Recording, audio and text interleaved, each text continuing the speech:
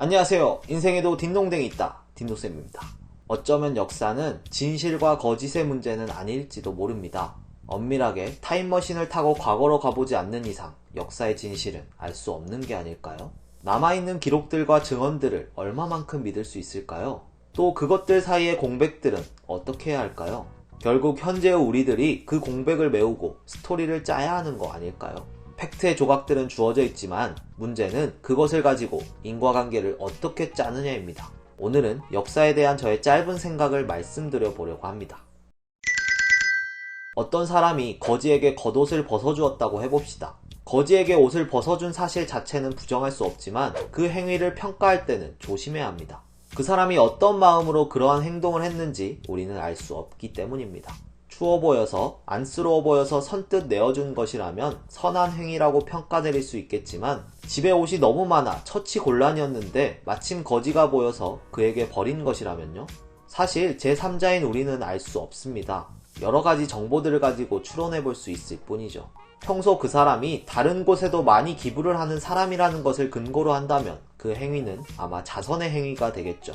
반면 평소 그가 쓰레기 처리 비용이 아까워 몰래 쓰레기를 버렸다는 사실을 근거로 한다면 그 행위는 방기가 되는 겁니다. 하지만 이렇게 단순하게 볼 수만은 없습니다. 인간은 꽤 복잡한 동물이거든요.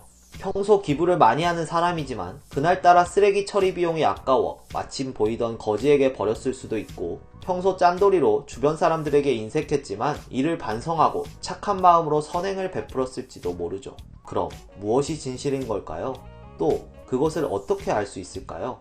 결국 역사가 주어진 팩트를 가지고 그 사이사이의 공백을 메우기 위해 스토리를 짜는 작업이라면 문제는 그것이 진실이냐 거짓이냐가 아닙니다. 엄밀하게 진실은 당사자 말고는 아무도 모르는 것이기 때문이죠. 물론 어느 이야기가 더 타당하고 정합적인지에 대한 판단은 있을 수 있겠지만 궁극적으로는 선택의 문제인 겁니다. 어떤 이야기를 믿고 어떤 기억으로 살아갈 것인지에 대한. 전편에서 봤던 훈민정음에 대한 이영훈의 주장도 팩트에 근거하고 있습니다. 다만 그 팩트를 가지고 이야기를 좀 다르게 짠 것일 뿐이죠. 우리는 선택해야만 합니다. 어떤 이야기를 받아들일 것인지. 그냥 끌리는 것을 받아들여도 되지만 니체라면 아마 삶을 고양시키고 자유를 증진시키는 그런 해석과 기억을 선택하라고 했을 겁니다. 즉, 어떤 기억을 가지고 살 때 내 삶이 더 나아질 것인지를 판단해 선택하라는 거죠. 그럼 질문하겠습니다. 여러분은 어떤 기억을 가지고 사실 건가요?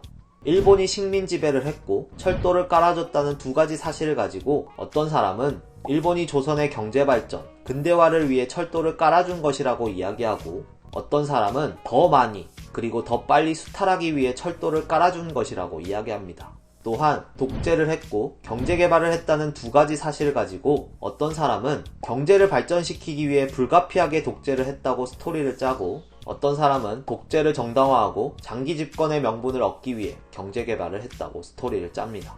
그리고 훈민정음에 대해서도 어떤 사람은 모든 소리를 담을 수 있는 글자를 만들었고 그곳으로 한자음도 표기했다고 말하고, 어떤 사람은 오직 한자음 표기만을 위해 만들었다고 말합니다. 우리는 이러한 해석들, 기억들 가운데서 선택해야만 합니다.